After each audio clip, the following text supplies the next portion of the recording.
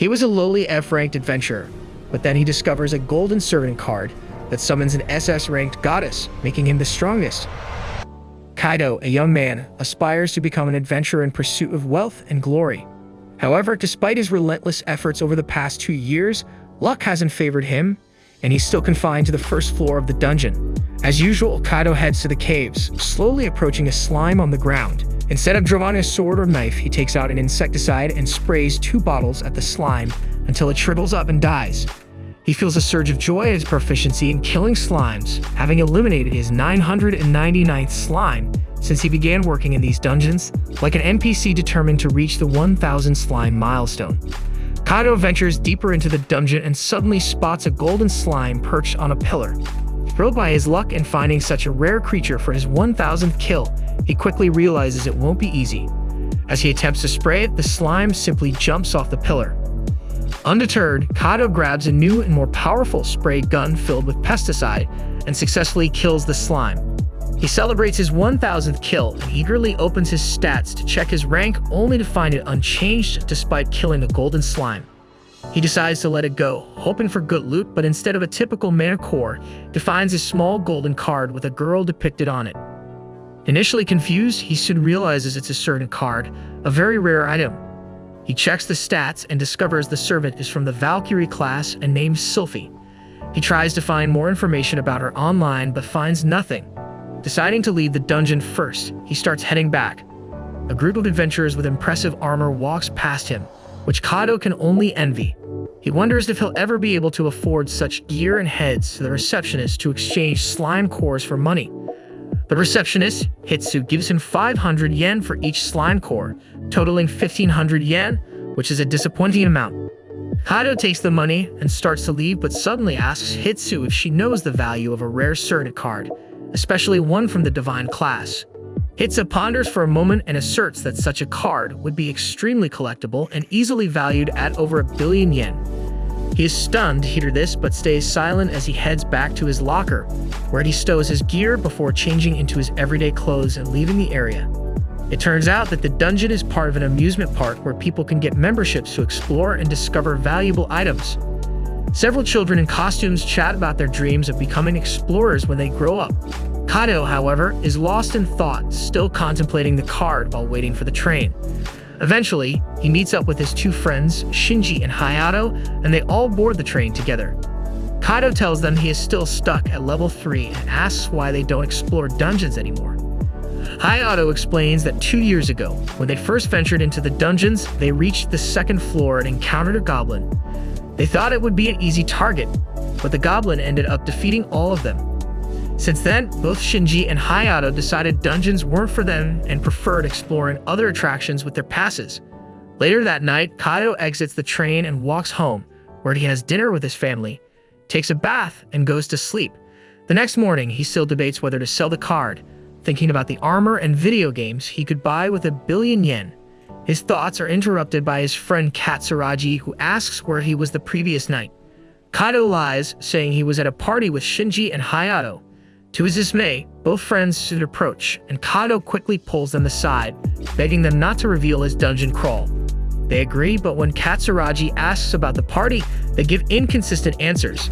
Katsuragi suspects they are lying and asks if Kaido went to the dungeons again, but Kaido manages to lie and narrowly escapes. Later at school, he asks his friends what they would do with a certain card, and they immediately say they would sell it since it's valuable and servants can't be summoned outside dungeons anyway.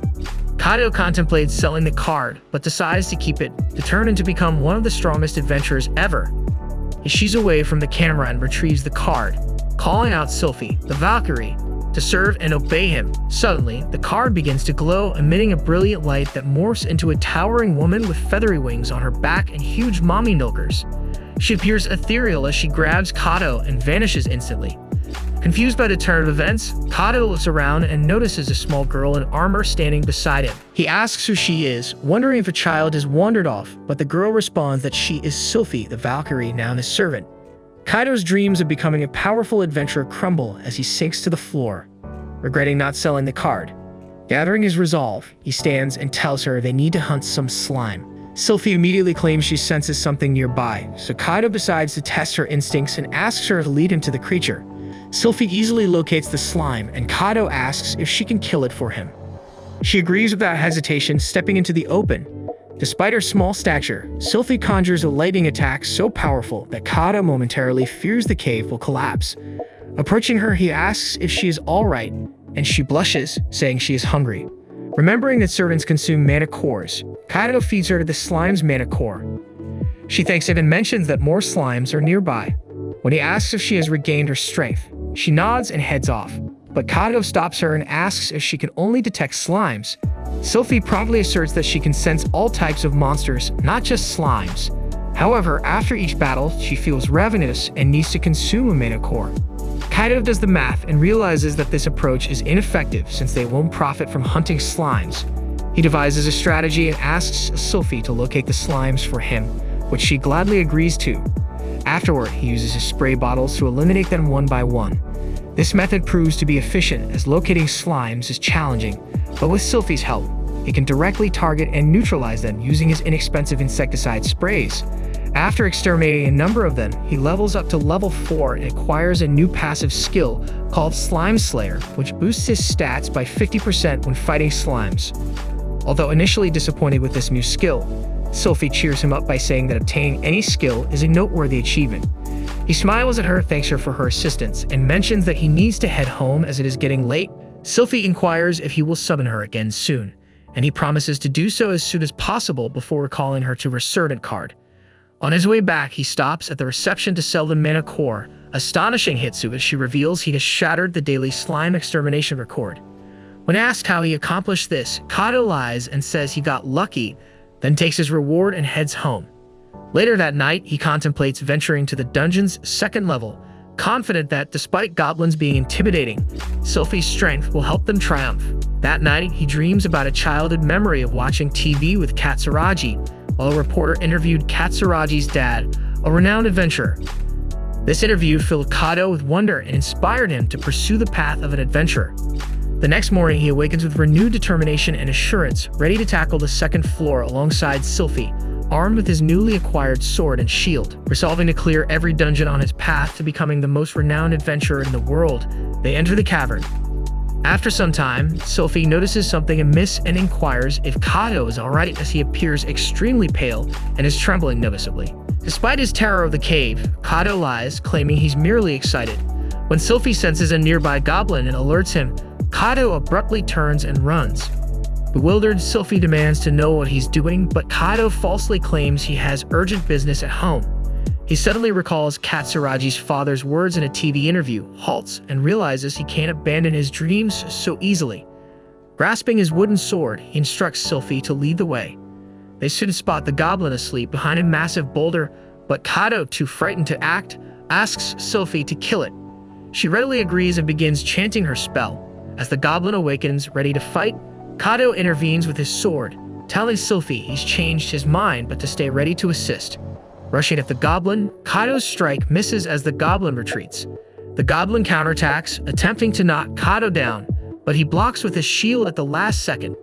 They struggle briefly, but Kado gradually gains the upper hand and pushes the goblin away, causing it to fall.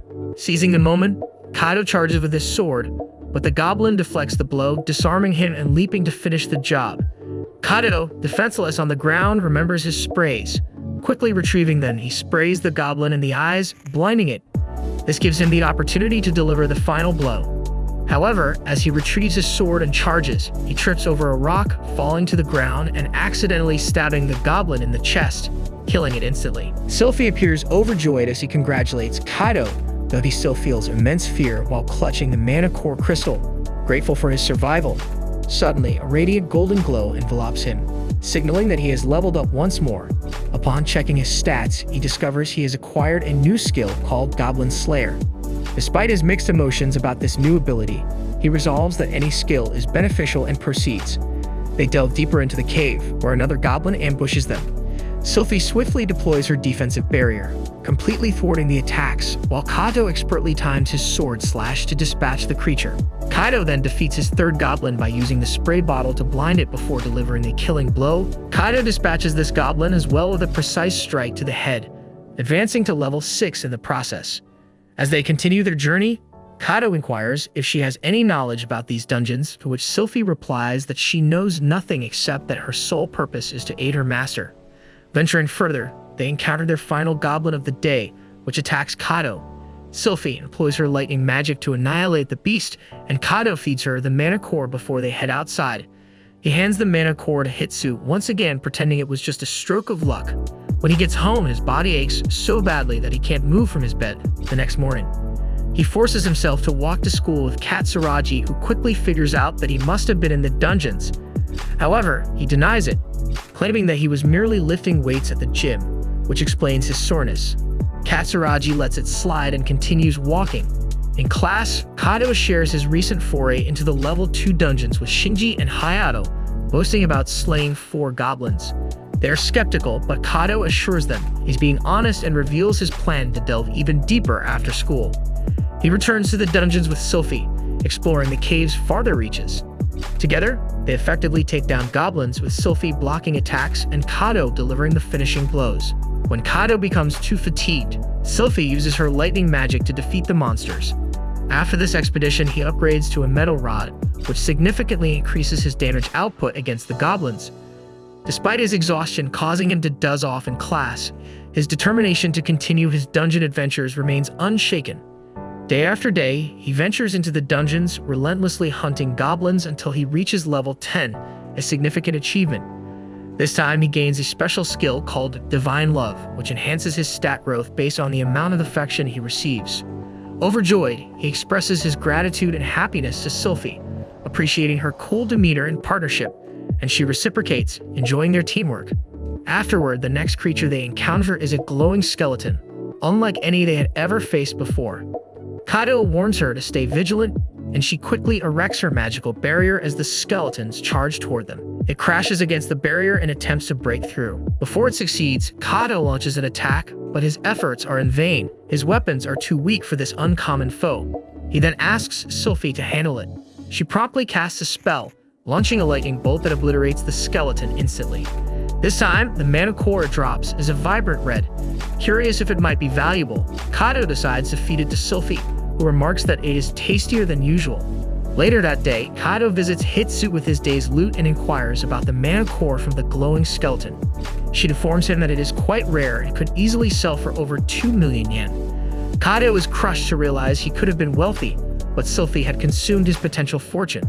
Hitsu reassures him that encountering one means there's a good chance he will find another. That night, he broods over the lost opportunity but concludes that leveling up was still worthwhile. He contemplates moving to the 3rd floor, knowing that the enemies there appear in groups and are far more formidable. With this in mind, he tells Sylphie the next day that he wants her to simply observe for a while. She fears she has done something wrong and apologizes, but Kato explains that he wants to venture to the 3rd floor, but is afraid he relies too much on her for protection. He wants to become stronger on his own. Sylphie, relieved, wishes him luck. Suddenly, a goblin emerges from behind a rock. Kato, brimming with confidence, tells Sylphie to watch as he handles it. However, his plan goes awry and he sustains severe injuries, forcing him to purchase potions from Hitsu, depleting all his savings.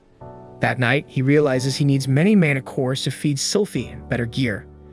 Thus, he decides to return to the 1st floor, determined to kill as many slimes as possible to gain skills, levels, and mana cores.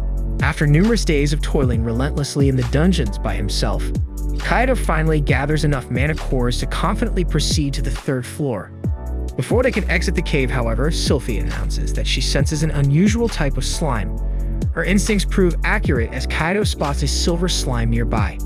He swiftly springs into action, aiming his spray gun at the slime, but it evades him with surprising speed.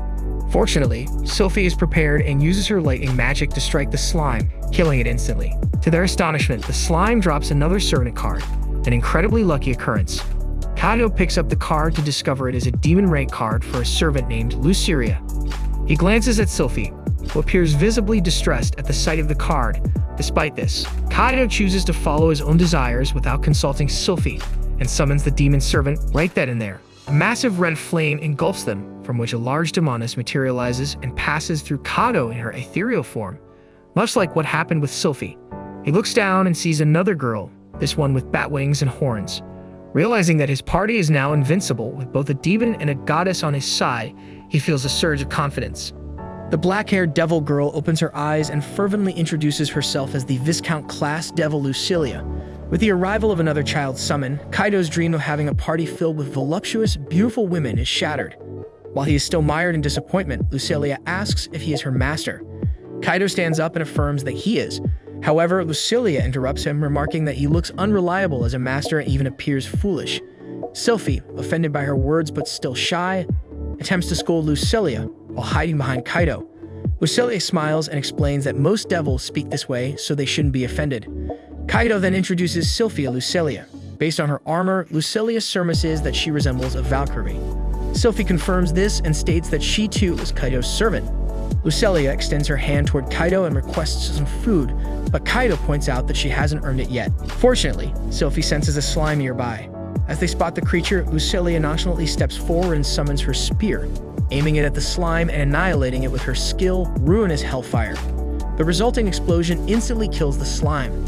Kaido retrieves the mana core and hands it to Lucilia, who eats it and asks for another. Kaido quickly refuses, prompting Lucilia to remark that they have a stingy master. Sylphie attempts to argue with Lucilia, but Kaido asks her to use her other skill, Breath of Decay, promising to give her another mana core if she does. When they encounter their next monster, a goblin, Lucilia casts her spell and a red, glittering magic envelops the goblin. The goblin begins to melt into a grotesque goo, frightening both Kaido and Sylphie. Eventually, the goo transforms into a mana core. Kaido drops it once more into Lucilia's mouth. Lucilia's face brightens and she tells Kaido that it tasted better than last time. This must mean that the stronger the monster is, the tastier their core will be. Thus, she wants to venture deeper into the dungeon. She was about to dash off when Kaido stopped her. Kaido explains that once they reach the third floor of the dungeon, monsters would start appearing in groups. Before they can battle those, Kaido would need new weapons and other items first. Hence, they should delve deeper tomorrow instead. The next day, Kaido and the girls descend one level deeper to the third floor. He even bought a new weapon, a crossbow, to prepare himself. Sylphie praises his new weapon, making Kaido beam with pride and even boast about how expensive the crossbow is. However, Lucilia comments that just because it's expensive doesn't mean it's better. They continue their exploration and the first monsters they encounter are a pair of wolf monsters called hellhounds. Kaido decides to quickly eliminate one before the fight even starts. He fires his crossbow, but the bolt completely misses the hellhound. The two monsters start charging towards Kaido, who is busily trying to reload his crossbow. However, he was too slow, and the dogs pounced on him. A brilliant golden barrier immediately sprouted up in front of Kaido thanks to Sylphie. Lucilia summons her spear, and before the hellhounds can recover it, she fires her spear of destruction at them. After the battle, Kaido happily gifts one of the mana cores to Lucilia. However, she quickly gulps down the core and asks for another one. She points out that since they defeated two monsters, she also wants two cores. Kaido argues that there won't be any left over if he does that, so instead he promises to give her extra once they defeat a few more monsters. Their subsequent set of adversaries appeared as two wild boars charging at them with their tusks poised. Kaido commanded Lucilia to attack, and she unleashed another fiery explosion. However, one boar managed to bypass the flames and charge towards them. Lucilia, irritated, was about to fire again when Kaido stepped forward. He carefully aimed his crossbow and fired, striking the boar in the eye. Despite this, the boar did not fall and roared in fury and charged once more. Kaido panicked and stumbled backward. Sylphie rushed to his aid, preparing to unleash her divine lightning. Kaido managed to fire his crossbow again, finally killing the boar. Sylphie praised Kaido for his success, while Lucilia remarked that Kaido's knees had given way from fear. Nonetheless, Kaido was just happy to have leveled up again, now reaching level 11. Sylphie clapped and congratulated him, while Lucilia asked for another mana core. After his dungeon exploration, Kaido was on the escalator on his way home. He hadn't earned much today since Lucilia kept demanding more cores. He then noticed a nearby group of girls discussing their adventures on the 6th floor, making Kaido wonder if he needed a party as well. His friends then joined in and asked if he had chosen his next school yet. Kaido admitted that he hadn't. Katsuragi joined the conversation and asked Kaido about his plans. Kaido, unsure of what to say, asked Katsuragi about her plans instead. Katsuragi revealed she was aiming for Oka Academy, which led Kaido to declare that their goals were the same. In his next exploration, Lucilia once again used her skill to defeat the enemies and Kaido rewarded her with mana cores. Sylphie used her own skills too, and Kaido fed them the cores as a reward. Kaido then noticed that Sylphie kept glancing over when he fed Lucilia. When he tried to ask her about it, Sylphie dodged the question and simply led them to more enemies. Later at home, Kaido wondered if Sylphie was avoiding him. However, he found the answer on the TV show his mother was watching. The show was about a girl who was jealous of her brother being treated specially despite being new. This made Kaido realize that in the future, his two servants might end up settling their differences in a duel. Their skills would surely obliterate the dungeon along with Kaido. Kaido is clueless about how to prevent the impending catastrophe awaiting him the next morning. On the way to school, Katsuragi encounters Kaido and greets him with a cheerful "good morning." She notices the dark circles under his eyes, and Kaido explains that he didn't sleep a wink, which makes her wonder if he's facing some trouble or stress. Kaido can't divulge the dungeon servant issue he's dealing with, so he opts for a half-truth, telling her that one of his friends has befriended two girls with completely opposite personalities who apparently despise each other. Because of this, Kaido is concerned about how to help his friend navigate this tricky situation. She asks if the girls truly hate each other, and when Kaido can't confirm it, she advises him to tell his friend to ask the girls about their feelings and whether they actually feel uncomfortable around each other. Following her advice, Kaido returns to the dungeon and summons Sylphie for a private conversation, leaving Lucilia out of it for now. He inquires about Sylphie's opinion of Lucilia, as both a person and a party member. While Kaido believes that Sylphie dislikes Lucilia, Sylphie clarifies that she was initially afraid of Lucilia because she is a demon, but as they work together, she realized Lucilia isn't so bad. Despite this, Kaido suspects Sylphie has unresolved issues with Lucilia and urges her to be honest, emphasizing the importance of truth. Sylphie then reveals that her problem is actually Kaido himself, not Lucilia. She accuses him of favoring Lucilia recently, pointing out that he only uses Lucilia's powers in battles and gives her twice as many mana cores.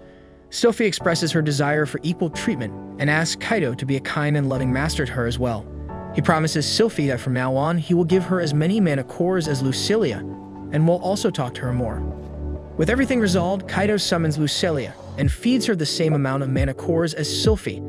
This time, he doesn't forget to praise Sylphie for using her attacking moves at the perfect time and to thank her for being so reliable. Although Sylphie is now happy, Lucilia's mood worsens as she also starts suffering from the incurable ailment called jealousy.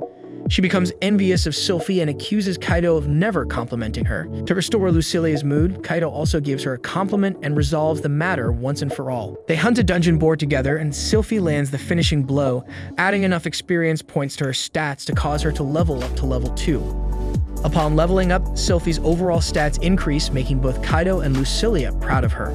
They both congratulate Sylphie on leveling up, which makes Sylphie feel much better than before. With the team finally bonding, they move on and locate a group of hellhounds. Sylphie demonstrates how strong she's become from leveling up and solos all the hellhounds in one go. Her defensive spells improve, making her barrier wall sturdier than before. While the dumb monster tries to penetrate the wall, Kaido steps up and slays it using his crossbow.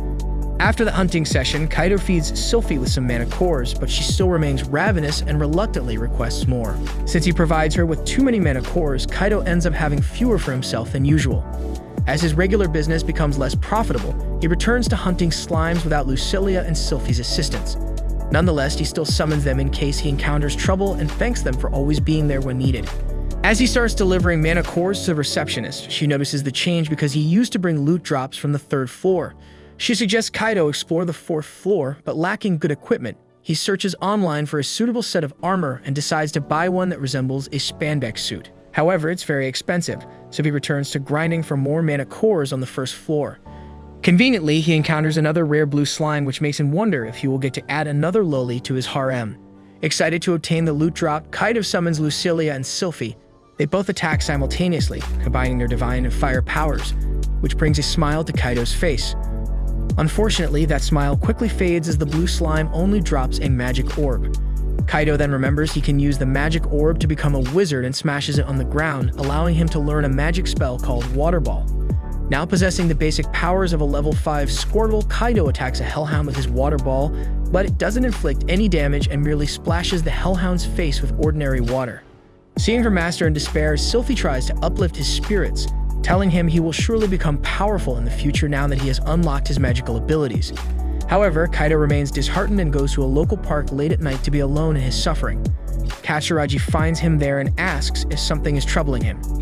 He attempts to lie but ends up confusing her, so he changes the subject and thanks her for the advice she gave him the other day. He mentions that his problem has been resolved but forgets to say that it was caused by his friends, making Katsuragi realize that Kaido is the one with 2 new girlfriends. She doesn't complain and quietly returns home, leaving Kaido to briefly wonder if Katsureji is also experiencing feelings of jealousy. The next day, Kaido heads back to the dungeon to practice his water ball spell. He casts a water ball at the wall, but it moves very slowly and only makes the wall wet. Just using the spell once leaves Kaido tired, but he keeps practicing. The second time, he shoots the water ball as fast as he can, which makes him and Sylphie happy, though Lucilia is unimpressed. After using the spell twice, Kaido is completely drained and collapses. He goes home and falls asleep immediately. In his sleep, Kaido dreams of his childhood, watching Katsureji's dad on TV, which inspired him to become an adventurer. Motivated by his dream, he returns to the dungeon the next day and practices again. He's much faster this time and casts many water balls at the dungeon walls until he runs out of energy. After a short rest, he resumes training, trying to change the water ball's shape into a cube. Excited by his success, Kaido keeps playing with the water ball, shaping it in different ways. Soon, he gets tired and falls on his back. As he mindlessly walks out of the dungeon, he trips and falls into the arms of an adventurer. He quickly apologizes, but the older adventurer asks if he's okay. Kaido assures her he's fine and leaves, but she remains worried because he doesn't look well. Her teammates are impressed by Kaido's hard work and head into the dungeon. Later, Kaido falls asleep in class, and when the teacher wakes him, he loudly declares he'll do his best in training today, making the class laugh. During the break, his friends ask about his training comment. Kaido explains he's practicing an important skill for the dungeon, but when Katsureji arrives and asks if he's training for the dungeon, Kaido changes his story, saying he's talking about dance practice. Katsureji feels relieved and simply asks Kaido not to overexert himself. She requests to see his dance performance someday and then leaves him with the boys. The next day, Kaido returns to the dungeon and uses his water ball in combat. He hits a goblin with it, and instead of bursting, the water ball stays intact, blocking the goblin's breathing holes and suffocating it.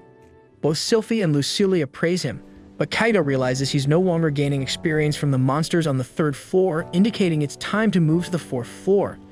Kaido decides he needs better equipment for the 4th floor, so he buys something he's wanted for a long time. The next day, he arrives wearing a tight bodysuit.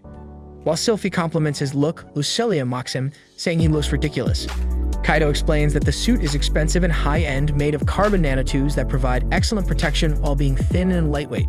He mentions that the bodysuit offers great defense against arrows and piercing attacks, and that he also has a magic-boosting bracelet to make his spells more powerful. Kaido hasn't tried it out yet since there was no option. He starts showing other items he bought like a potion, but Lucilia drags Sylphie away, bored by Kaido's display. They eventually head to the 4th floor, where Sylphie senses a large, creepy monster approaching. Before Kaido can check his monster encyclopedia, a giant cockroach appears, causing both girls to panic and cling to each other. They unleash a barrage of magic spells at the roach monster as they rush through the dungeon, with Kaido running after them, afraid of being left behind. Sylphie and Lucilia, exhausted, almost attack Kaido when he catches up. Sylphie runs to hug Kaido, saying she was scared, while Lucilia pretends she wasn't afraid of the bugs. Sylphie apologizes to Kaido for abandoning him and begs him to scold her, but he says he isn't angry. Thanks to their rampage, they cleared the 4th floor quickly, and he collected the mana cores from all the defeated monsters. Lucilia says she won't eat the gross crystals from bugs, but she's too hungry to refuse. The crystals taste terrible, just as the girls expected. Kaido suggests they explore the 5th floor since they have time. Sylphie senses a sand monster and mud monster nearby. Kaido aims at them with his crossbow. His first arrow misses, but the second one hits the sand monster, which attacks him. Kaido shouts Sylphie's name, and she quickly sets up a barrier to protect him. Kaido thinks the monsters are immune to physical attacks until he asks Lucilia for help. She destroys them with her fire attack. Kaido asks if she needs to restore her mana with the crystals, but neither Lucilia nor Sylphie wants to eat them. They keep exploring the 5th floor and find no more monsters. Suddenly, Sylphie notices an unusual spot on a wall. Kaido can't see anything special, so Sylphie blasts a hole in the wall with her lightning attack, revealing a secret passage.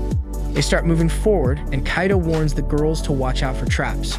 He says this, Lucilia tells him it's too late, she's already stepped on a trigger. An arrow shoots out, but instead of hitting Lucilia, it hits Kaido. He falls to the ground, writhing in pain. His servants are worried, but Kaido recovers in a few minutes thanks to his protective bodysuit. They continue on, but Lucilia triggers another trap. Kaido steps back to avoid the arrow, but gets shocked instead. He's fine after the shock and even feels a bit energized.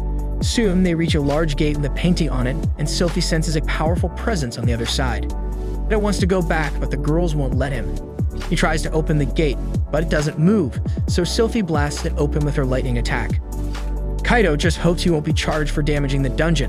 They go inside and face two powerful monsters, a red ogre and a giant slime. Kaido refuses to retreat after coming this far and instructs his companions to target the red ogre first. They use lightning and fire attacks, but the ogre remains unharmed because it's immune to skill damage. The ogre suddenly charges at them, but Sylphie's barrier skill blocks its attack. Kaido tells Lucilia to deal with the slime and then starts shooting the red ogre with his crossbow. Each arrow significantly reduces the ogre's health, but he soon runs out of arrows. The enraged ogre begins attacking the barrier and Lucilia struggles with the giant slime. As a last resort, Kaido uses his water ball spell. The ball freezes due to his bracelet's effect, and he shoots the ice ball at the red ogre, weakening its defenses. However, he soon realizes that he's almost out of mana. Kaido reshapes his ice balls into sharp icicles, dealing more damage to the red ogre. With his last 3 shots, he defeats the red ogre, leaving only the slime. As the slime is about to strike Lucilia, Kaido shields her and asks Sylphie to ready her divine spear attack. His shield and gear begin to melt, but Sylphie charges with her divine spear, piercing the slime. However, it doesn't cause much harm. Kaido feels like giving up, but inspired by his hero, he dodges the slime's attack and uses bug spray. Despite its size, the slime's health decreases steadily. Sylphie protects Kaido with a magic barrier. After using up his first 2 bottles, Kaido pulls out 2 stronger bug sprays and finishes off the slime, reducing its HP to 0. The girls hug Kaido happily, accidentally hurting his injured shoulder, which he heals by drinking a potion. Lucilia levels up soon after, and Kaido checks his stats to see he has also gained several levels. He quickly collects the mana core and finds the red core of the ogre, which will fetch a good price. While searching for the slime's core, he discovers a rare magic sword that looks more like a steak knife. Kaido later takes the red ogre's mana core to Hitsu, who is curious about its origin. He tells her about finding a hidden dungeon on the 5th floor and defeating the boss there. Hitsu says they will investigate the dungeon immediately and informs Kaido that the red mana core is very valuable, making him happy. Hitsu also shares more good news, inviting him to join an event next week to try clearing the 7th floor as a group. At the event, Kaido meets the 3 girls from the other day. Their leader introduces herself as Eri, the pink cat girl is Maiku, and the last one is Hikari. Kaido introduces himself and wonders if they will be in the same party. Meanwhile, Katsuragi dreams about the past, seeing her father heading to the dungeon. She asks him to return as soon as possible, and he promises to come home early so they can have dinner together. He then departs, and that's when Katsuragi awakens. She decides to go to her friend's place to study. As she steps out of the house, she wonders if Kaido is busy with dance practice or muscle training today. We then transition to the scene where all the event participants are lining up to be teleported. Kaido's crew is holding hands, standing in the teleport circle, and then boom, they're on the 6th floor. Kaido feels super relieved they arrived safely and tells the others that it's only his 2nd time using the gate, so he was pretty nervous. They soon encounter a staff member who guides them to the stairs leading to the 7th floor. The staff member informs them that today's event is scheduled to last for 3 hours. As they approach the stairs, they notice a convenience store. Eri asks Kaido if he wants to buy anything, and Kaido thinks it's super convenient to have a store in the dungeon. He decides to grab some refills for his pesticide spray.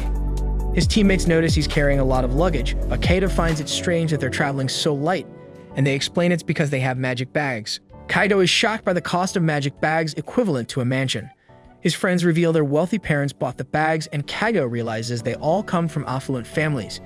Eri asks if Kaido has proper equipment. Embarrassed, he admits he's gradually buying things with money earned from selling magic cores. Miku comments on his tight suit, and Hikari scolds her for being blunt. They gear up and head to the 7th floor, where Kaido learns mostly golem-type monsters appear. His teammates explain the importance of scouting, which Kaido agrees is crucial. Suddenly, they see shadows but realize it's just staff cleaning the dungeon, who encourage them. Kaido shares he's at level 16, and Eri reveals she's level 18, while Hikari and Miku are at level 15. Miku mentions Hikari's MP of 75, surprising Kaido since he is only half of that, making him think she's amazing. They encounter a stone golem.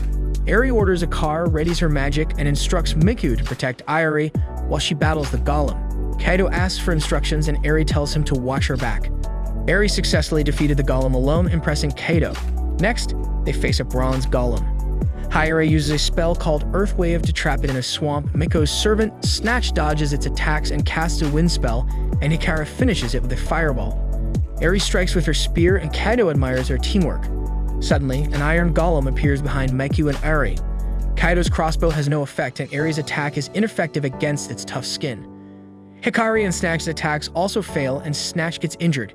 Kaido considers summoning Sylphie or Lucilia, but drops a plate knife and recalls a magic sword he read about online. He remembers it can deal any damage the user imagines and decides to envision defeating the monster.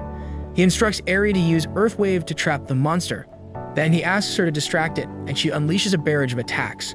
Kaido strikes the monster from behind with his magic sword, imagining it exploding, and actually does.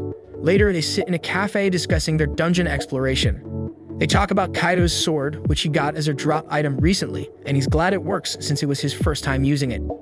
Kaido asks Mikio about Snatch and is relieved to hear he's fine. Kaido mentions it's his first time seeing a carbuncle. Mikio explains that carbuncles can't be captured on camera. Eri asks Kaido if he's ever seen one on video, and he realizes he hasn't, explaining why guild officials never questioned him about Sylphie and Lucilia. He wonders if they are the only ones who know about Snatch. Mikio clarifies that she got Snatch from an auction and registered him with the guild, so everyone knows about him. Mikio suggests they all put matching keychains on their magic pouches to commemorate the event, and everyone agree afterward. Eri asks Kaido to join their party permanently, explaining that transfer gates exist every 5 floors, with their current goal being the gate on the 11th floor. Kaido likes the idea but insists he's just an ordinary explorer and not as special as they are. They reassure him, saying they feel safer with him around, and ask if he has anyone else in mind, reminding him of Sylphie and Lucilia. Kaido worries about bringing 2 little girls into the dungeon and asks for time to consider. Eri wonders if he dislikes their party, but he assures her he needs to consult someone first and will give an answer later. The scene shifts to him returning to the dungeon. Inside, he summons his servants who are upset he didn't summon them earlier. Kaido explains he's considering forming a party with others, but his servants are unhappy and can't believe it's the first thing he mentions. He reassures them he didn't abandon them and explains he had business to handle. He tries to discuss the party again, but they insist that the 3 of them are fine as they are. Kaido tries to continue the conversation, but Sylphie firmly tells him to stop. Lucilia gets upset with Kaido for always using her full name, while he is unsure of what else to call her. She points out that he uses a nickname for Sylphie, making Kaido realize that Lucilia is jealous. He suggests a few nicknames and she likes Lucy, insisting he uses it from now on. They then go explore the dungeon together, but Kaido mentions they haven't settled the party issue, which they ignore. The next day, on the way to school, Katsuragi asks Kaido if he practiced dancing or did muscle training over the weekend. Kaido confirms he's doing both, making her happy. She then invites him to go shopping next Saturday, and he shyly agrees. Katsuragi spots a friend and walks with her, while Kaido meets his own friends who have heard about the shopping trip. They tease him, wondering if it's a date, but Kaido doubts Katsuragi is interested in dating him. His friends are disappointed by his cluelessness. They then ask about the event he joined, and Kaido explains he joined a party of 3 girls, 1 2 years older, 1 his age, and 1 a year younger. Hearing this, his friends wonder if the dungeon might be more fun than they thought and consider returning. The scene then shifts to Saturday, where Kaido picks up Katsuragi from her home, and they head to the subway station. There, he notices a broadcast of a dungeon TV show, which reveals that magic cores are valuable and can be traded for money. Despite their value, their exact use is still unknown, filled with untapped energy. Katsuragi notices Kaido's interest in dungeons and suggests he forget about it for today and focus on their shopping trip, to which he agrees. While walking around town, Katsuragi wonders when they last went out like this. Kaido reminisces about their childhood outings, camping trips, and movie nights. They then go clothes shopping, where Katsuragi tries on several outfits and Kaido compliments each one. She asks which he likes best, and he chooses the one she's wearing. Afterward, they head to the park, where Katsuragi notices some boats and suggests a ride. As they paddle, Katsuragi admires the fish, while Kaido thinks she's even more beautiful. Seeing couples in other boats, he briefly imagines they look like one too, but quickly reminds himself they're just hanging out. Katsuragi notices Kaido looks more muscular than usual and attributes it to his training, which he confirms. The scene then shifts to them sipping boba, enjoying their flavors. Katsuragi offers Kaido a taste of her drink, and he reciprocates. Katsuragi hesitates for a moment, thinking of it as an indirect kiss, but then goes for it and likes it too. They head to the subway station and see an advertisement for the dungeon.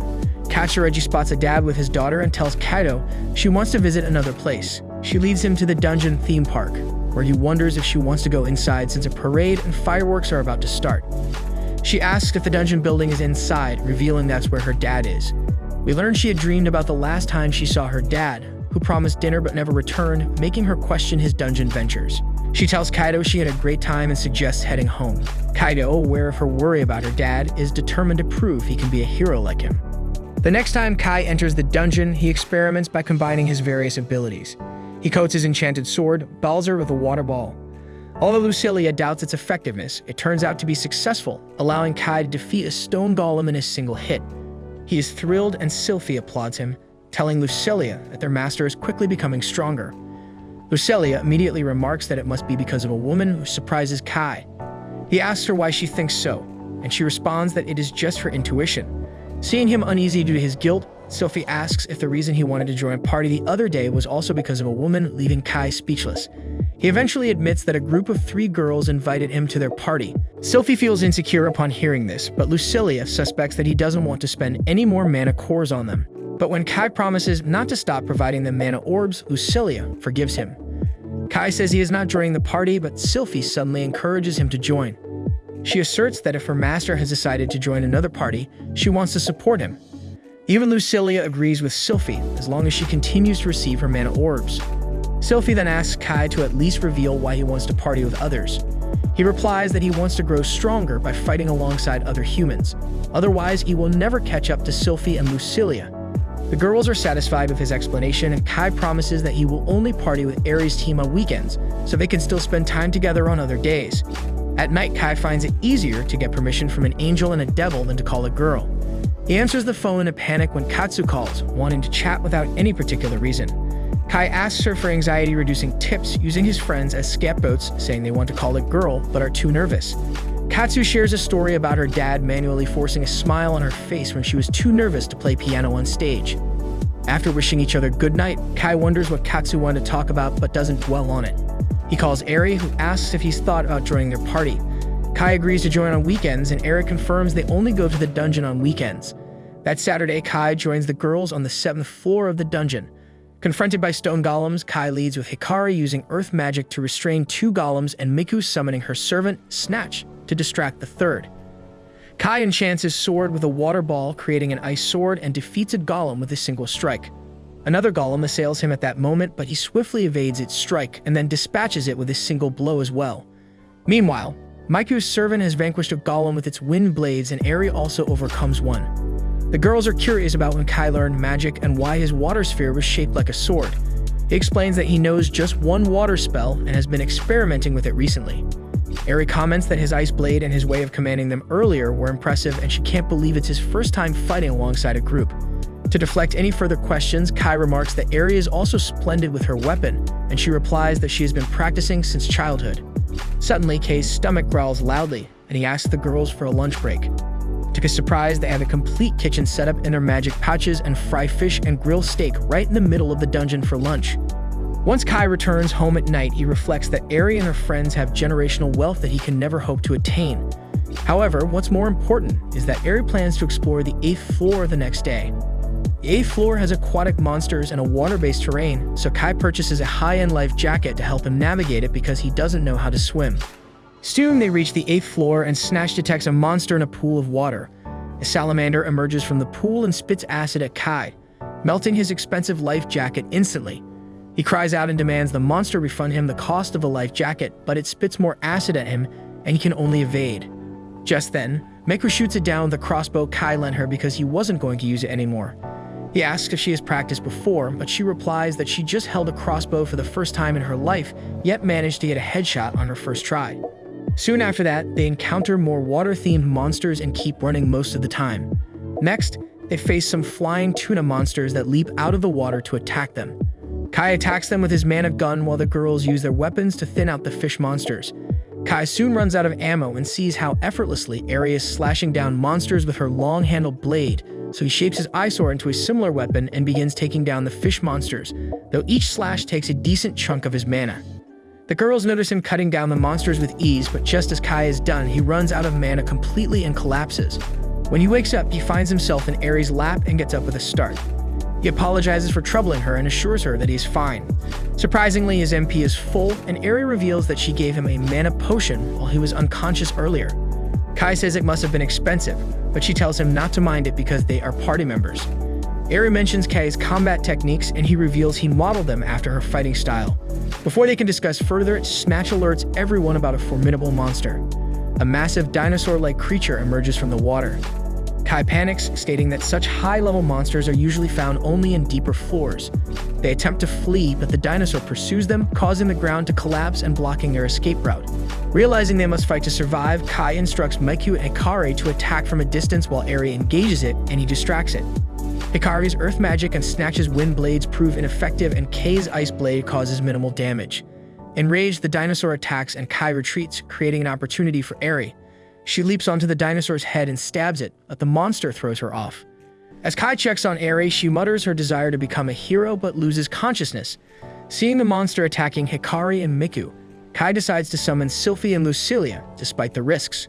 A radiant storm of divine and demonic energy erupts as they appear, leaving everyone in awe, including Eri. Kai apologizes to them for contacting them on such short notice, and then requests their help to defeat the dino monster. They use their lightning and fire attacks on it, bringing down the dino monster within seconds. Once that is done, Sylphie rushes toward Kai, asking if he is injured anywhere. He replies that he is fine, and just then, Lucilia comes forward, commenting that Kai was ultimately after women. Suddenly, Miku jumps on Sylphie because she has never seen anyone as cute as her before. She asks Sylphie if she is a real angel, while Hikari thanks Lucilia for saving them and also fawns over the adorable demon Loli. Lucilia tries to maintain her usual cold demeanor, but cannot resist Hikari's sincere gaze and agrees to let her get close. Even Eri is captivated by their cuteness, but she restrains herself and asks Kai if these girls are his servants, to which he affirms. Later, they exit the dungeon, and Hikari's parents come to pick up her and Miku. Once they are alone, Kai recalls the moment Eri was desperately trying to return to the fight, even after being knocked out, saying that she wants to be a hero.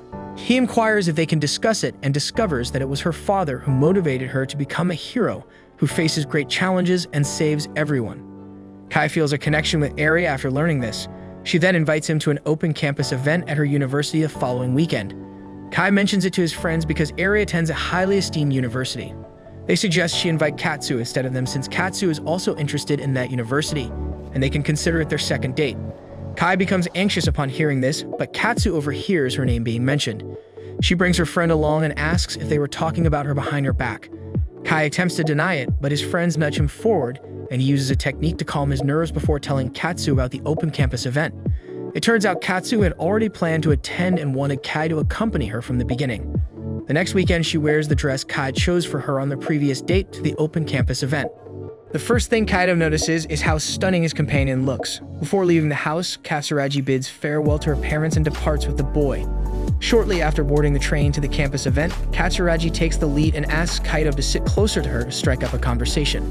She thanks him for the invitation, but the boy reminds her that she would have gone even without his invitation. That's how the protagonist fell into the girl's trap, as she remarks that it's much better for them to go together. Kaido agrees but tries to convince himself that this isn't a date. Feeling much more comfortable, Katsuragi can hardly wait to visit the Oka Institute. Suddenly, the duo Shinji and Hayato express the same desire, appearing unexpectedly in the front seat. Kaido doesn't understand why the guys are tagging along, since they certainly aren't the type to be interested in visiting a university, which they indeed aren't. They're more interested in experiencing what an open campus event is like, seeking other pleasures that don't involve lectures. Nonetheless, they promise not to interfere with what's happening between the two, while Kaido pretends there's nothing going on between him and his companion. Looking to the side, the part-time adventurer spots an ad for the Dam Brothers on a TV and ends up staring at it. Katsuragi then asks if he's disappointed that he can't go to the dungeon. Kaido thinks quickly and responds that there's no better plan this Saturday than being with Katsuragi at this event. She earnestly asks him to take his mind off the dungeon for just today, which he agrees is a good idea. The group soon arrives at the Oka Institute, where Shinji and Hayato stress that this place is where high society gathers, like a gateway to another world. As they enter, Katsuragi is captivated by the artificial cherry blossoms and vows to return in July when they are in full bloom. Kaido also daydreams about this moment, imagining a romantic scene with Katsuragi among the pink flowers. Realizing his thoughts are getting out of hand, he slaps his face to snap back to reality, reminding himself that even if they attend the university together, they'll still just be classmates. Unaware of Kaido's inner turmoil, Katsuragi just goes with the flow. They then proceed to the event reception, where Eri is present. With a swollen face from his earlier slap, Kaido attempts to introduce his friends, but they step forward and introduce themselves instead, trying to impress the beautiful girl at the reception. Eri, curious if the girl next to Kaido is his girlfriend, learns that she is just a neighbor and childhood friend. Eri expresses her pleasure in meeting everyone and invites them to explore the campus, promising to show them around later. As they leave, Eri feels oddly relieved that Katsuragi is just Kaido's friend, while Kaido's friends are surprised that he knows such a graceful woman. Kaido accidentally reveals that he met her in the dungeon, and Katsuragi finally realizes that Kaido has been sneaking into the dungeon all along. Katsuragi realizes that he and his companion are only together because Eri invited him to the campus event, which worsens the situation.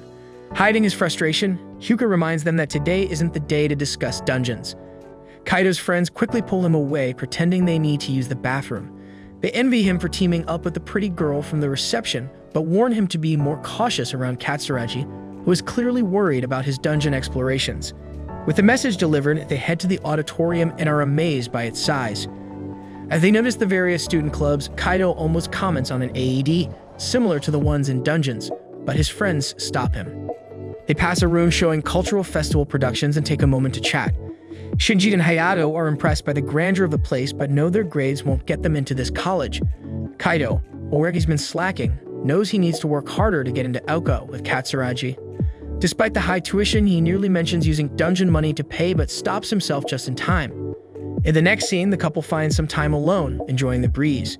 Katsuragi hopes to spend her breaks like this, while Kaido seems content, until Hikari and Miku show up, having been tipped off by Eri. The two playful girls introduce themselves as charmers.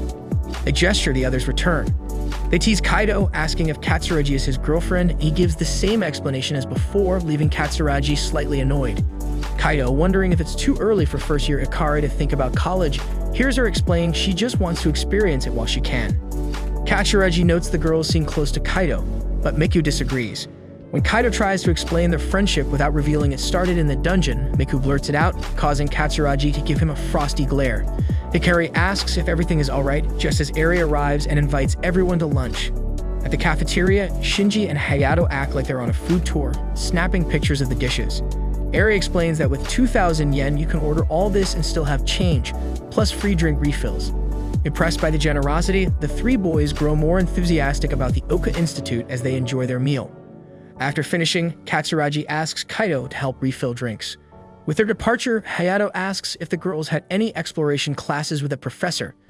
Though they hadn't, the three boys share their amusing experiences, especially Hayato's impression of an arrogant instructor, which the girls find spot on. Hayato and Shinji also attended classes but admit they slept through them, unaware that dungeon items lose effectiveness beyond a 3-mile radius.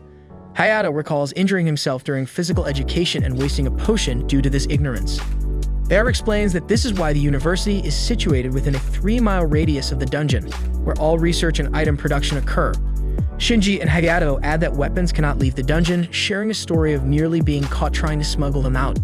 Just then, Kaido and Katsuragi return with drinks, and the group prepares for their next activity. They gather by a heated pool, and Kaido seizes the chance to swim in winter alongside Katsuragi. This reminds him of the time she saved him from drowning in the school pool and later from a stray dog. Overhearing the conversation, Miku teases that she always knew Kaido couldn't swim. Hikari feels an unfamiliar flutter in her chest and can't take her eyes off Kaido. Next, they visit the tennis courts and soccer field. On the stairs, Hikari trips but is swiftly caught by Kaido, thanks to his dungeon exploration training. Miku, noticing their prolonged position, asks Kaido to set Hikari down. Later, a soccer ball is kicked toward Miku, and Kaido effortlessly returns it to the goal, impressing the players. Miku seems slightly more relaxed around Kaido for his help. Then, Eri invites the group to the dojo. Feeling anxious about performing, she takes a deep breath and delivers an impressive demonstration. As the group applauds, Eri realizes her nerves were due to Kaido watching, and Katsuragi notices the change in her demeanor toward him. In the late afternoon, everyone exchanges contacts and says goodbye before heading back by train. On the way back, the group discusses how impressive Aoka University is. Hayato playfully asks which girls Shinji liked the most, and Shinji enthusiastically says all three. Hayato then suggests they return to exploring since the dungeon has many attractive girls. Kaido, feeling uneasy, tells them to stop, but Hayato teases him further by inviting him to the dungeon too. Katsuragi's approval helps Kaido relax a bit, though he's surprised. That night, while walking the girl home, Kaido promises to study hard to get into Aoka with her. Katsureji, pleased, asks which of the three girls he liked, but Kaido dodges the question, pretending he never noticed them. Though if he'd like to discuss it someday, tonight isn't the time. Katsureji comments that Kaido called the girls by their first names, implying a certain closeness. This makes her a bit sad, though she doesn't admit it. When they reach her door, Katsureji goes inside without explanation and says goodnight with a sulky expression. Later, as Kaido bathes, he reflects on the situation, dismissing it as typical jealousy. He tries to convince himself that Katsureji wouldn't feel that way about him, but realizes he needs to explain why he didn't spend all day with Lucilia and Sylphie. The following day, Kaido, as usual, was busy eliminating dungeon slimes using insecticide. After collecting a decent amount of cores, Lucilia appeared, upset that she was left behind while Kaido went out with the humans. He explained that they visited a school, which puzzled Lucilia as she didn't know what school was. Sylphie clarified that's where humans study, but also expressed her sadness at being left alone. To cheer them up, Kaido promised to reserve 3 cores for each. Suddenly, he noticed a rare slime glowing at the cave's edge. While he tried to get the girls to focus on the creature, they were only interested in the cores, demanding 200 this time. Annoyed, Lucilia swiftly destroyed the slime. Afterward, they turned to Kaido, demanding their reward, so he gave them 10 cores each. With that, peace was restored. As the smoke from the battle cleared, Kaido discovered an item called the Gloves of Reason, which grants invisible power at the cost of mana. Curious about its abilities, Kaido asked the girls for help, but they struggled to discern what the invisible power could be. Kaido decides to use the glove towards the water, hoping to create a visible effect, and it works. He considers whether this power could be effective on humans, but doubts its usefulness against monsters. Lucilia thinks it's not worth trying, but Kaido insists and gets an idea, combining the glove with another ability. He strikes with his sword while using the glove, slicing through the air and splitting the water below, with a small block of ice forming during the attack. Proud of his progress, Kaido is interrupted when the 3 girls in his group appear in the dungeon, causing Lucilia and Sylphie to scowl. Eri invites Kaido to explore deeper levels of the dungeon, but he declines, saying he needs to study. She insists and suggests a study session later, to which Kaido agrees, but he wants Katsureji to join them. This makes the other girls jealous, but Kaido appeases them by offering more cores. The humans watch the small ones eat with indignant yet amused expressions, and soon, the group cautiously heads to the 9th floor for the first time. The Valk warns the group of a strong enemy ahead. After checking the map, they realize there's no way to avoid it. Lucilia confidently states she can defeat the monster if needed, but Eri, more experienced, reminds them they can always retreat if things go wrong. They press on and soon encounter a fearsome Orthos, a monster that shouldn't be on this floor. Kaido suggests they retreat, and Eri agrees, but before they can act, the Orthos attack. Lucilia warns them about its fire breath, while Kaido asks Sylphie to protect the group with a barrier. Eri and Miku ready their magical firearms, and Hikari uses Earth Wave to immobilize the Orthos, making the ground sticky and slowing its movement. Kaido orders Lucilia to strike with the flames of destruction, but the attack barely hurts the monster. The Orthos retaliates with fire breath, and although Sylphie's shield blocks most of the damage, the heat is still intense. Lucilia then uses her corrosive breath, briefly trapping the Orthos, allowing Miku to command another attack. However, none of these attacks prove effective. To change the tide, Kaido decides to act as bait, instructing Lucilia to attack the Orthos' belly when it's distracted. She follows his orders, inflicting more damage, but it's still not enough. Kaido realizes they need more firepower. Kaido summons Sylphie to join the attack with her Divine Lance, while Lucilia continues using her previous ability. Together, they combine their spells and deal significant damage to the enemy. However, Kaido falls victim to the beast's fury and is nearly crushed. Eri and Mickey react quickly with their firearms, while Kaido tries to throw a water ball into the Orthos' mouth. Though it doesn't have a decisive effect, the group's relentless attacks weaken the Orthos until it can barely fight back. Kaido ends the battle with a new long-range slashing technique, leading to their victory.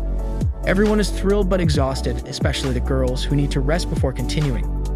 Lucilia wonders why an Orthos was there, while the Valkyrie senses a more powerful presence.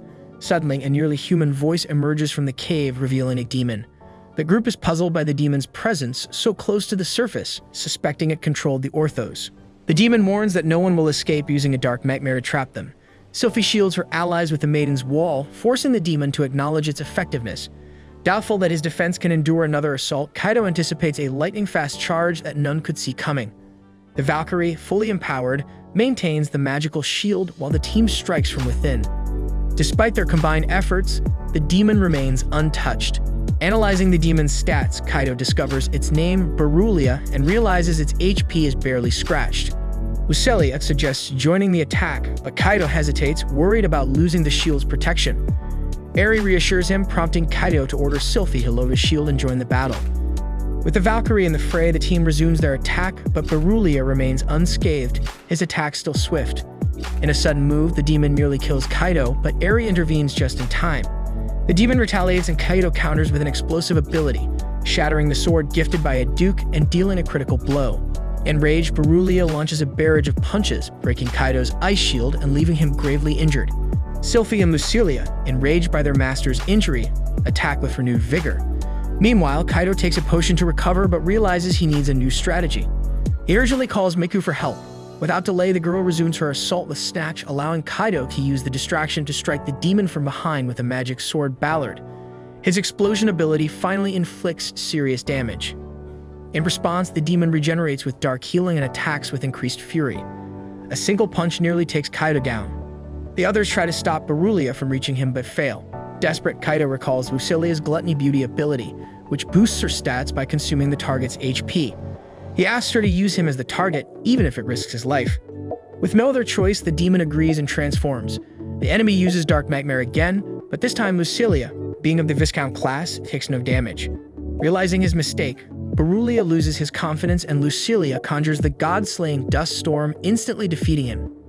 Afterward, despite Kaido being on the brink of death, Lucelia demands a promise to treat her as well as Shia.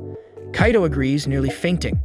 During the rest, Kaido gains 8 GP points and a new skill, Pain Resistance, after enduring Gluttony's Beauty. Lucelia promises to take it slower next time, causing Kaido to despair. The team, now stronger, celebrates their victory together, and Kaido eyes the largest magic core he's ever seen. Berulia the demon drops his servant card, which Lucelia wants Kaido to sell since she considers the demon too weak. Ignoring her, Kaido summons the demon, who is now smaller and weaker, swearing eternal loyalty. Annoyed, Kaido requests a return, almost making the little demon cry. Later in the dungeon showers, Kaido laments his wasted effort while Berulia tries to persuade him to keep the demon. When it's time to sell Orthos of Magic Core, the dungeon employee is shocked they defeated such a powerful monster on the 9th floor and offers 24 million yen for the core. Kaido, stunned by the amount, impulsively suggests splitting the money 4 ways, but the girls, who are wealthy, insist he keep it all. He argues it should be shared since the group defeated the monster, and the employee provides the tax documentation. After handling the taxes, the group enjoys a fruit dessert, discussing how Kaido has a knack for attracting special things, having acquired 3 servant cards. He considers this briefly before deciding it's not worth overthinking. The scene shifts to Miku talking with Hikari on the phone. Hikari is thrilled about the upcoming raid and eager to see everyone's new abilities. Miku suggests she take it easy and rest if necessary, but Hikari brushes it off, insisting she's fine and doesn't want to waste time. Miku agrees and ends the call. After hanging up, Hikari drops her tough act and starts coughing, revealing she's not as okay as she claims. Next, it's the weekend and Kaido and his team are in a dungeon. Kaido asks Berulia to demonstrate his power, but Berulia hesitantly requests a proper weapon first, surprising Kaido since Berulia doesn't have one. Lucelia reminds Kaido that he broke Berulia's last weapon, so Kaido searches his bag and hands Berulia a tungsten rod. Berulia hesitates, asking for a sword instead, which offends Sylphie and Lucelia. Berulia quickly apologizes and accepts the rod, explaining it's all Kaido has. Berulia then uses the rod to easily defeat monsters, impressing Kaido, who realizes Berulia might be stronger than him. Berulia admits he's still adjusting to his level, but pleads to stay by Kaido's side, expressing his loyalty to Lucelia and Sylphie, which pleases them. Berulia admits he might be a liability for now, but promises he'll eventually be Kaido's sword and give his best. Kaido agrees to keep him, mentioning that although Berulia may be slower, he's strong. Kaido looks forward to working with him, and Berulia thanks him gratefully. Kaido decides to test some skills, starting with Berulia's. They engage in a few monster battles, with Kaido deliberately letting his HP drop to see how Berulia's Dark Cure works. When Kaido is near collapse, he calls for the spell. Berulia casts it, and Kaido feels a small wave of recovery, noticing his HP only restores slightly. Berulia explains that Dark Cure is mainly for healing injuries, restoring just enough HP to prevent death. Kaido is disappointed, hoping to combine it with Lucelia's ability to enhance its effects. Lucelia suggests trying anyway, but Kaido refuses, noting his low HP. Undeterred, Lucelia insists he won't die instantly and considers transforming into her adult form again. Sensing danger, Kaido tries to flee but trips. Berulia heals his injury with another dark cure, and Kaido notices his pain is gone, realizing the skill will save on potions. Berulia beams with pride, and the group heads deeper into the dungeon, soon facing a metal golem as Eri and the others showcase their skills. Hikari uses her Ice Circle skill to freeze the golem in place, while Eri finishes it off with a powerful Iron Slash, slicing it cleanly in half.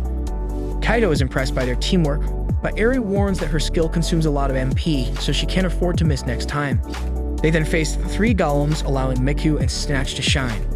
Miku casts Dance of Illusions to confuse the golems, while Snatch charges in with his Hedgehog skill, taking them down precisely. Kaido observes how much stronger their teamwork has become and decides to test Sylphie's new ability. As they continue deeper into the dungeon, more monsters appear.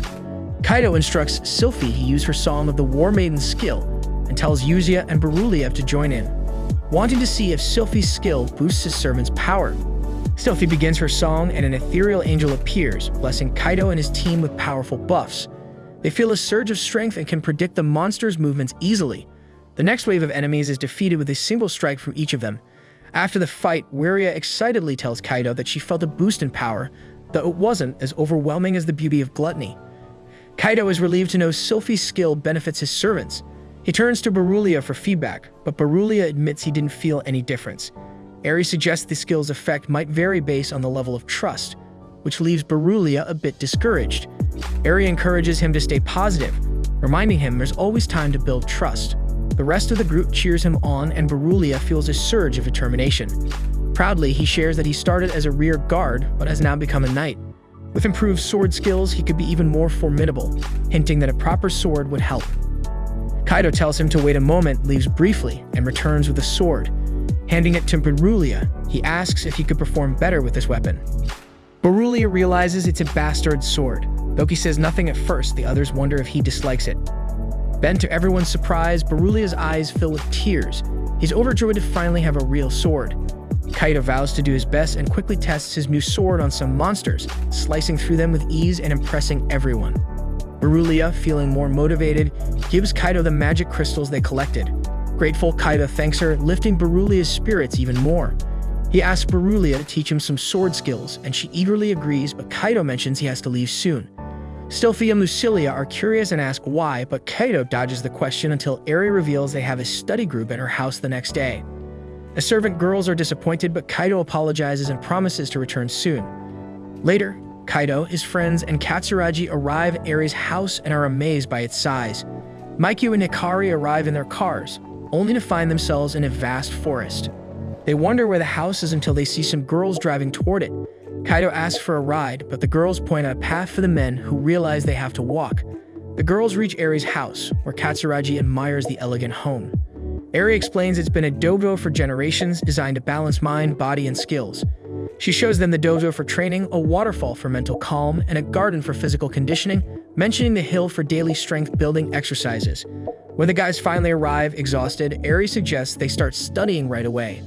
The guys are surprised, hoping for a break, but Eri leads them to the dojo, saying her room is too small, and she practices spear swings there to focus.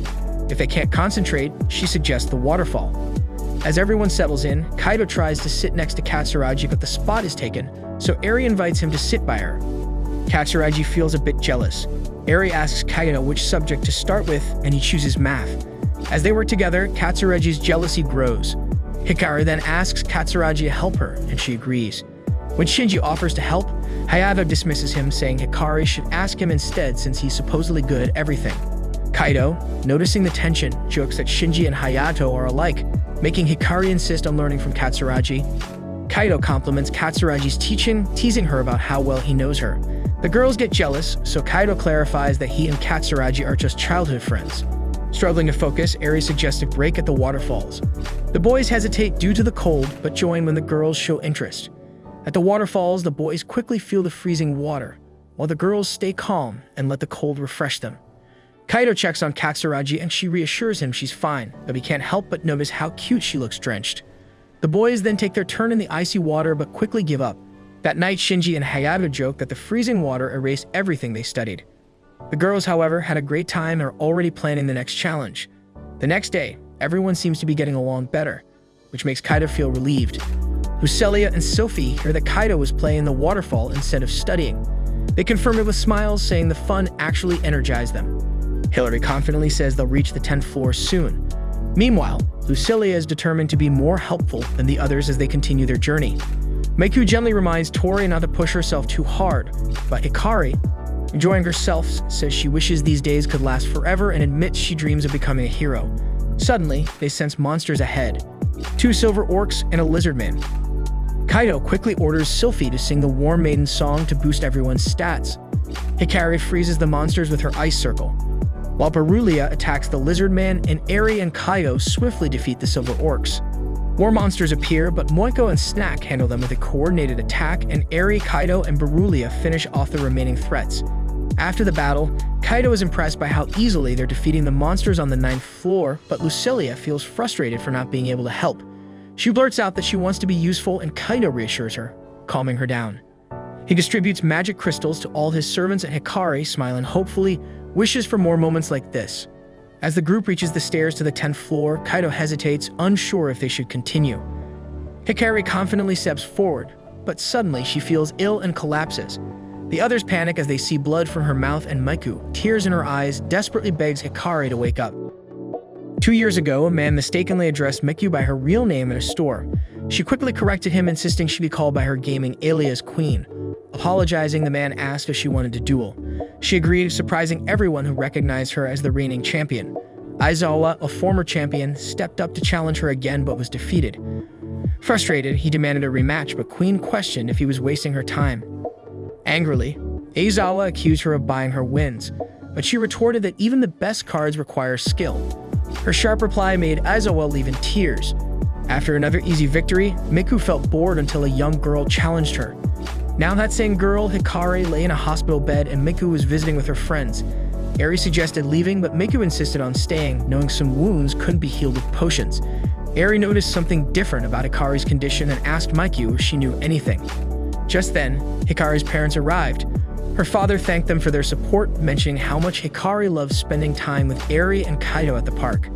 This triggered memories for Miku, causing her to abruptly leave the room. Outside, she watched families celebrating Christmas, thinking of the joy Hikari should be experiencing. When Hikari first challenged Miku, their decks were identical, but their playstyles were different. After a close match, Miku won and suggested Hikari build a deck that suited her better.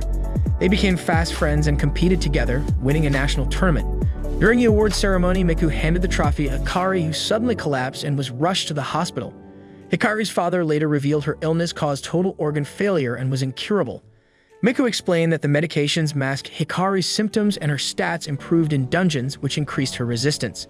Her father then realized that Hikari's condition worsened because she had been sneaking off to dungeons pretending to go to the park.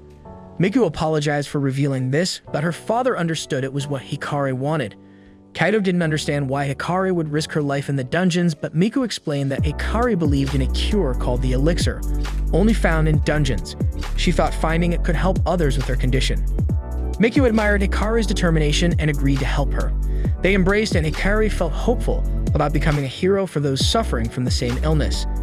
Afterward, Hikari's father thanked Miku for being a good friend and exploring the dungeon with her. This filled Miku with happiness, and she modestly said she was just doing what she could. Kaido felt like he had heard that phrase before. Since Hikari wanted to be a hero for the sick, Miku decided to be her personal hero. She then apologized to Eri for not mentioning it sooner, but Eri said she would have done the same and offered to help search for the elixir. Miku regretted that the elixir might not even exist, but Eri assured her that she believed in it as much as their friends did. Kaido rejoined the group, and they planned to go to the 10th floor of the dungeon the next day to search for the elixir. When they arrived, they were attacked by charging camels. Kaido asked Sylphie to use the Valkyrie song for enhancement, and Miku then used the Dance of Visions to strike one of the camels with her sword. Eri used her power to defeat another monster, and Berulia used brute strength to kill the last one. After their victory, the group realized they would need to defeat many more monsters to find the cure. Luz reflected on her moments with Hikari, feeling inspired to continue the quest despite Hikari's tough exterior. Kaido, aware they were in a desert, couldn't help but comment on how unbearably hot it was despite the absence of the sun. Eri, drinking her water, agreed that the dungeon was a strange place. Kaido asked if the servants felt the heat, but it didn't seem to bother them, especially Lucilia, who had faced worse in the demon realm.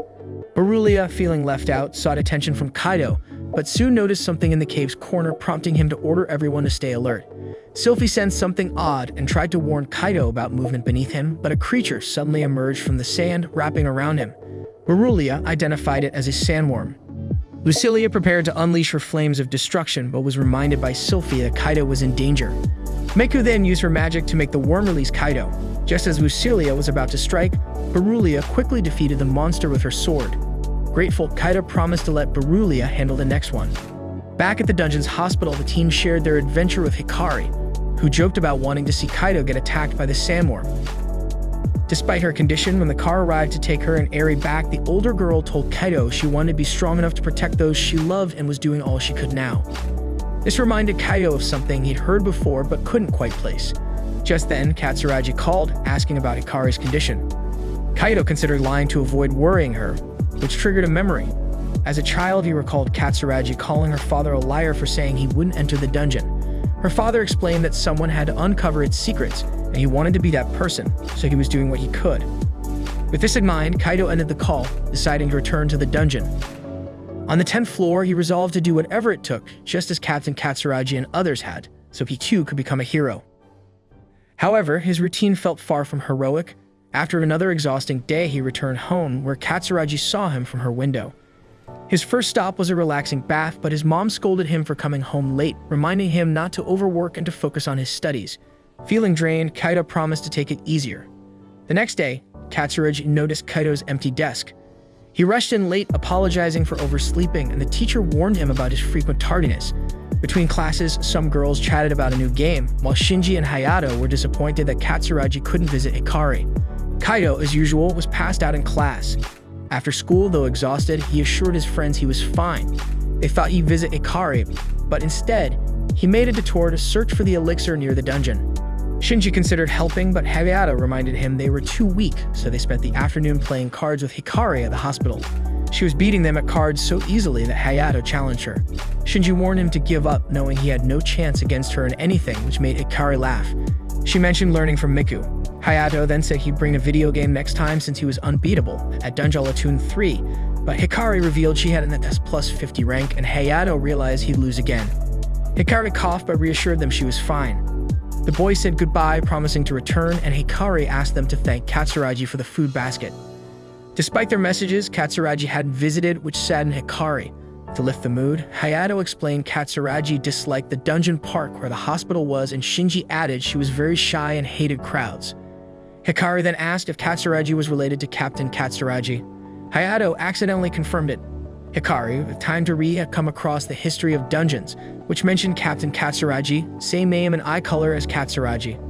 Hayato finally admitted that the captain was Katsuragi's father, something Hikari had suspected. The book said he was a hero, the first captain of the dungeon exploration squad, but disappeared after reaching the 41st floor. Hikari realized why Katsuragi avoided the park. He was likely worried about Hick's dungeon adventures. She briefly thought her friend might be upset with her, but the boys quickly reassured her that wasn't the case. Still, she wondered if Katsuragi's father, who had only disappeared, could still be alive. Determined, she promised herself to reach the 41st floor or go deeper, hoping that would make Katsuragi feel comfortable visiting the park again. Meanwhile, Kaido's team was progressing through the dungeon, facing stronger enemies like the Sphinx. Sylphie sang the Valkyrie song to boost the group, and Berulia blocked the monster's fire attack with her sword. Kaido ordered Lucilia to strike back, and she unleashed her destructive flames. Though they hurt the Sphinx, it wasn't enough to defeat it. The creature charged at Sylphie, who teleported Eri and Miku behind the monster. Eri attacked up close, while Miku struck from afar. Kaido seized the moment, dashed under the Sphinx, and finished it off with his magic sword.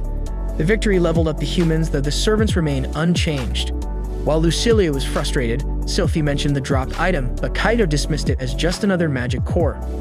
Eri and Miku knew finding the elixir would be tough, so Kaido encouraged the group to press on with the expedition. They aimed to reach the portal by day's end, but not before giving the smaller ones some magic cores to eat, as they were already complaining about hunger. Kaido handed food to Lucilia and Sylphie, and soon Berulia and Miku arrived with hungry looks. Later, the group met with the dungeon staff, who reported that the day's loot was worth 4 million yen. When the staff member was about to announce how much each of the 3 members would get, Kaido reminded her that Hikari was still part of the team and deserved a share. As they left, Kaido asked Eri if she could stay in the dungeon on weekdays, since she had previously said she could only come on weekends. Eri explained it was fine as long as she didn't have university commitments and wished she could explore daily. Miku could also visit whenever she was free. Miku then asked Kaido if he was okay, as he looked pale. He assured that he was fine and quickly headed to the station after saying goodbye. At home, Kaido watched Dungeon Love, where the protagonist mentioned that finding rare items wouldn't be fun if it were too easy. His sister added that deeper floors had better chances for rare drops. Kaido and his friend decided they had to explore deeper into the dungeon to uncover its secrets and become great explorers. Overhearing this, Kaido realized his chances of finding the elixir would improve if he did the same, so he researched the monsters on the 12th floor. The next morning, exhausted, Kaido returned to school, where his teacher struggled to keep him awake. After class, he rushed to the dungeon, but his friends stopped him, suggesting he take a break and relax, maybe go bowling. Kaido refused, determined to push forward despite Katsuragi trying to stop him, hinting it was all for Hikari. Ignoring them, he pressed on to the dungeon alone. On the 12th floor, Kaido was visibly tired as his companions Shai, Lucilia, and Berulia pointed out, advising him to rest. He declined but promised to retreat if things got dangerous. They entered the icy floor, realizing they'd need extra gear to handle the cold, but decided to explore first. No monsters were found, and Sylphie sensed no threats. Kaido decided it was time to leave, but just as he made that choice, the Valkyrie sensed a strange, rapidly growing presence. Suddenly, a swarm of bats flew by, as if fleeing from a dark tunnel ahead, followed by loud, heavy footsteps. The ground began to tremble as a herd of giant boars charged toward them. It was a stampede. Shai activated her magic shield, and Kaido scooped her up so they could flee, but they soon realized they couldn't outrun the beasts. With no other choice, he asked Sylphie to sing the Valkyrie song, muttering about pushing his limits. Lucilia unleashed her flames, taking down some of the boars, but the rest kept coming. With no other option, the team fought back, taking down many beasts. To their surprise, the girls' levels increased mid-battle. As another boar charged, Kaido prepared to strike but slipped on the ice and was severely injured. With his HP plummeting, Berulia rushed to help, and the girls urged him to grab Kaido and flee. After absorbing magical cores for energy, the Valkyrie and Demon combined their powers for a spell, while Sylphie attacked with the goddess's judgment. Lucilia unleashed the wrath of Purgatory. Berulia shielded Kaido from the explosion, but even then, Kaido's condition looked grim. Without delay, the young demon used dark healing on the human, while Sylphie and Lucilia returned from their victory. However, Berulia was low on mana, so Lucilia slapped Kaido's face to keep him from fading away. She tried giving him an HP potion, but it spilled from his mouth. Determined, she decided to transfer it to him mouth to mouth to ensure he swallowed it. As Kaido's condition improved, whether from the potion or something else, Lucilia eagerly opened another vial and repeated the process, with Sylphie quickly following her example. Innocently, Berulia got his own potion ready to join in, but the girls made it clear he wasn't invited. After all that effort, Kaido managed to stand only to collapse again from exhaustion. He was immediately taken to the dungeon's healer, but his injuries weren't severe and the only advice was to rest. Eri and Miku visited him at the medical center, where he admitted he had been scared during the stampede. After Kaido was released, Eri offered him a ride home, but he refused and hurried to the station, quietly apologizing to Hikari as he slipped away from the girls. At night, Kaido was burning items he had gathered that symbolized his love for the dungeon, including his monthly dungeon magazines and a newspaper clipping about Captain Katsuragi's disappearance. Just before destroying the article, he decided to visit Katsuragi to apologize for never considering her feelings. She had always feared something might happen to him in the labyrinth, especially after his run-in with the wild boars. Kaido realized her concern was valid. He had always seen Captain Katsuragi as a hero, someone to admire given his accomplishments leading the special dungeon exploration squad. Yet when the captain vanished, few cared about the silent pain his disappearance caused, particularly his young daughter, who suffered deeply. Watching Katsuragi's ongoing sadness, Kaido resolved to prove everyone wrong. He would uncover the dungeon's mysteries, not for personal glory, but to show that Katsuragi's father was a true hero. That's why the air-slime hunter kept returning to the dungeon. However, at that moment, Kaido promised never to go back and apologize for his fear. Katsuragi responded, saying that while he might have done it for her at first, it had since become about Hikari, trying to save her, as her father once asked if she truly knew what it meant to be a hero. When she shook her head, he explained that the word originally meant someone who protects and serves, enduring loneliness, uncertainty, and danger while sacrificing themselves for others. That's how Katsuragi wanted to be remembered. After sharing this idea of a hero with her friend, Haruka said Kaido fit the definition perfectly. Even though she worried about his expeditions, she knew she would regret stopping him from exploring. Kaido, unsure of how far to go, didn't know if the item even existed. Katsuragi told him to do what was within his reach. Hearing this, Kaido looked at his hand and realized something important. He thanked Katsuragi for showing him hope, understanding that even he had his own way of fighting. Katsuragi made him promise to return alive from the dungeon, which he did. Later, he led his team to the first floor to hunt slimes, believing it was the quickest way to find the elixir, as Eri thought he attracted rare items. Miku argued that magical items were deeper, but Eri reminded her that Kaido had found the magical sword on the 5th floor, and both Sylphie and Lucilia had appeared on the 1st. Sylphie then told her master about the law of causality, the belief that everything happens for a reason. The moral was that the present exists so you can do what must be done, and the group, including Hikari, was united for this purpose. To work together, the Valkyrie joined forces with the demons, sealing their pact with a handshake. The girls then formed a team determined to hunt as many slimes as possible in Hikari's name. Wasting no time, each member used their unique abilities to defeat the weak monsters on the 1st floor, all in search of the elusive elixir. Relying on Kaido's strange luck, they took down countless creatures, hoping for a miracle cure for their comrade's illness. Even Shinji and Hayato joined in, contributing to the mission. As days passed, the group embraced Captain Katsuragi's vision of heroism, which began shaping their actions and worldview. After a long journey battling slimes, they took a break to enjoy magical cores, though Eri was disappointed that no rare items had dropped, until Shinji suddenly wished everyone a Merry Christmas. Hayato joked about wanting Santa Claus to bring them the elixir, sparking a debate between Sylphie and Luce about who Santa was. They suggested throwing a Christmas party with Hikari. At that moment, Sylphie sensed a new presence and the group went to investigate, finding a rainbow-colored slime. Without hesitation, Kaido approached carefully, trying not to scare it off. The plan was to block its escape, so each member took a position around the cave to cover all exits. With that done, it was time to put their plan into action to defeat the rainbow slime.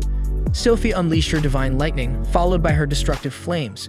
As usual, this deadly combo caused chaos on the battlefield, hitting the target directly. But to everyone's shock, the slime emerged from the smoke completely unharmed. It darted around, but no matter where it moved, someone blocked his path. Kaido also failed to land a hit. Gradually, however, the team closed in, trapping the enemy. They counted to 3, ready for the final strike. Hours later, Eri and Miku sneak Hikari out of the hospital and take her to an elevator where Kaido waits. They soon arrive in a dungeon with the girl on a stretcher, where the rest of the group awaits. Miku lifts her sick companion and shows her a servant's card from Queen Titania, a gift to heal her. Miku explains that this servant might cure Hikari, so she must summon the card and become Titania's master. Hikari begins the summoning, and the card emits a brilliant light, forcing everyone to shield their eyes. In the glowing light, a small girl with pink hair and fairy wings appears. Titania asks if she stands before her master, and Hikari introduces herself. Kaido explains that her master is sick, and Miku asks if she can heal the girl immediately. The servant tries to heal her, but as a level 1 healer, she isn't strong enough to perform a full cure. The group feels disheartened, but Eri comes up with an idea. Since the fairy said she couldn't fully heal Hikari, Titania might still be able to help by partially healing her, which would be a great relief. As Titania begins casting a spell, it feels like a brief prayer to the silver moon, asking for light to guide Hikari back to health. After a tense wait, Hikari slowly regains consciousness, leaving everyone worried at first, but soon she's able to jump up and stand. Overjoyed to be moving again, Hikari twirls in happiness after being bedridden for so long. She calls out to Miku, who hugs her tightly, saying it's the best Christmas gift she's ever received, calling Miku her hero. As Snatch joins in, Hikari declares everyone, including Titania, her heroes. Titania, thrilled to have already made a difference, looks forward to working with her master. On the way home, Katsuragi shares her happiness about Hikari's recovery, but Kaido reminds her to stay realistic. The healing fairy mentioned that the restoration spell is still low level and will only last about a year. Once Titania levels up, she'll gain access to Egg Drizzle, a spell that could potentially cure all physical ailments in one go if certain conditions are met. In short, they either need to find the elixir or learn the spell within a year, meaning Kaido will have to return to the dungeon more often than expected. Despite this, Haruko wasn't upset, as she and Kaido had promised he could pursue his goals as long as he returned safely each day. Wishing him luck, Katsuragi asks him to come back unharmed. As snow starts falling, she wishes him a Merry Christmas, which he innocently returns, unaware of the growing tension between them.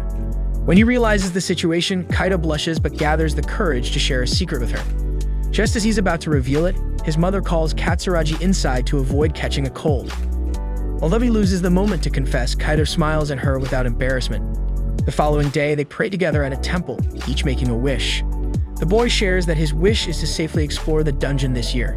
Katsuragi is outraged that his mind is always on the dungeon, instead of focusing on more typical high school goals like getting into college. The boy explains he can only concentrate on one thing at a time.